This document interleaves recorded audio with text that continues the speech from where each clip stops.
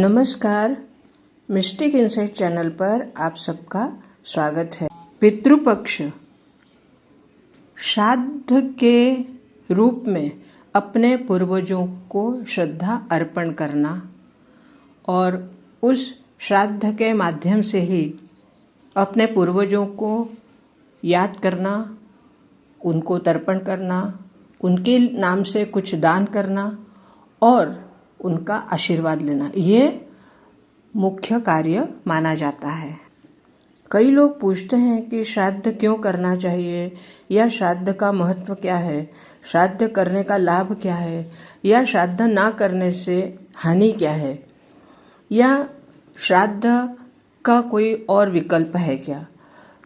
तो आज इन श्राद्ध के बारे में जो पुराणों में कुछ बातें स्पष्ट की गई है, उसी के आधार पर मैं आपको श्राद्ध का कुछ महत्व संक्षेप में बताना चाहती हूँ। श्राद्ध वैसे देखा जाए तो श्रद्धा का ही एक विधि है, श्रद्धा को व्यक्त करने की एक विधि है जिसे श्राद्ध कहते हैं। तो श्राद्ध कर्म की आवश्यकता, महत्व और लाभ क्या है, ये आज हम जानेंगे इन शॉर्ट में। महर्षि सुमंतु ने श्राद्ध से होने वाले लाभ के बारे में बताया है कि संसार में श्राद्ध से बढ़कर कोई दूसरा कल्याणप्रद मार्ग नहीं है। अतः बुद्धिमान मनुष्य को प्रयत्न पूर्वक श्राद्ध करना चाहिए। श्राद्ध की आवश्यकता और लाभ पर अनेक ऋषि महर्षियों के वचन ग्रंथों में मिलते हैं।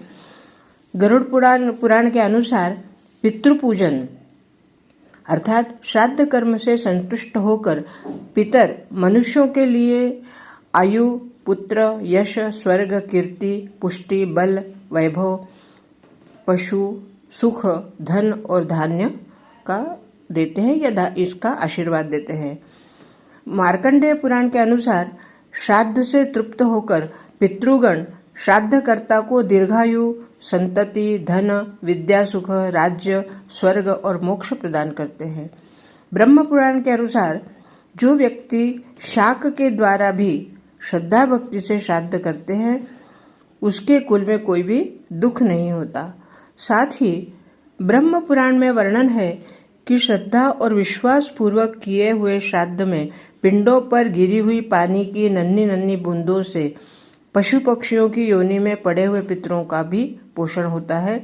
जिस कुल में जो बाल्यावस्था में ही दिवंगत हो गए हों, वे सम्मार्जन के जल से तृप्त हो जाते हैं।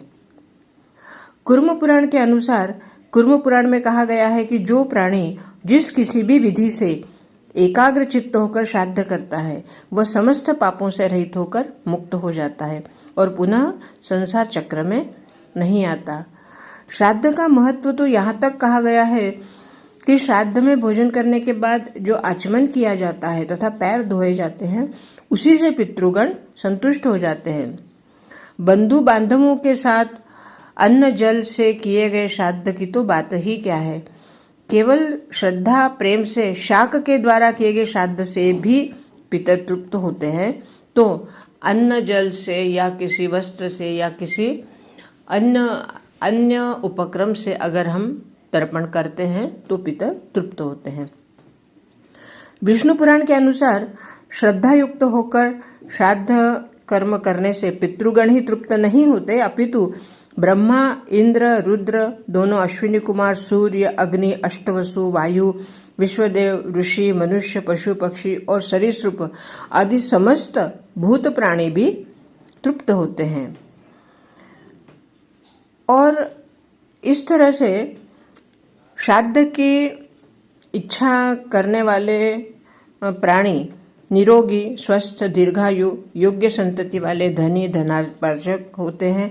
श्राद्ध करने वाला मनुष्य विविध शुभ लोकों को प्राप्त होता है, परलोक में संतोष प्राप्त करता है और पूर्ण लक्ष्मी की प्राप्ति करता है। अत्रि संहिता के अनुसार पुत्र, भाई, पौत्र, पोता अथवा दौहित्र यदि पितृ कार्य में अर्थात श्राद्ध अनुष्ठान में संलग्न रहे तो अवश्य ही परम गति को प्राप्त होते हैं। इसके अलावा जो भी अनेक वेद पुराण धर्म ग्रंथों में श्राद्ध की महत्ता तथा उसके लाभ का उल्लेख मिलता है, परंतु इन सब जो शास्त्रों में वर्णित ये जो बातें मैंने अभी पढ़ी है और पढ़कर आपको सुनाई है, उसके अलावा भी एक बात निश्चित है कि अगर आपकी परिस्थिति श्राद्ध करने की नहीं है तो आप किसी भी रूप में आप अपने पितरों को श्रद्धा अर्पण कर सकते हैं, क्योंकि श्रद्धा अर्पण करने का ही मूल अर्थ होता है श्राद्ध करना। अगर आपके पितरों से या आपके पूर्वजों से आपके मन में लगाव है, पूर्वजों के प्रति आपके मन में श्रद्धा है, या पूर्वजों से आपने अच्छे कार्य किए हैं, पूर्वजों के साथ आपका व्यवहार अच्छा था, या आपने आपके पूर्वजों को हमेशा आदर दिया हुआ है, तो वह सबसे बड़ी श्रद्धा उनके लिए है। जीवित व्यक्तियों का अनादर करके और फिर बाद में उनके जाने के बाद उनके नाम से श्राद्ध करना, ये कहाँ तक उचित है ये आप खुद समझ सकते हैं। इसलिए जीवित व्यक्तियों के जो हमसे बड़े हैं उनका आदर करना, उनका मान सम्मान रखना, उनके आंखों में हमारी वजह से आंसू ना आए इसका ध्यान रखना, यही सबसे बड़ी श्रद्धा है। आज के लिए इतना ही। बहुत बहुत धन्यवाद। नमस्कार।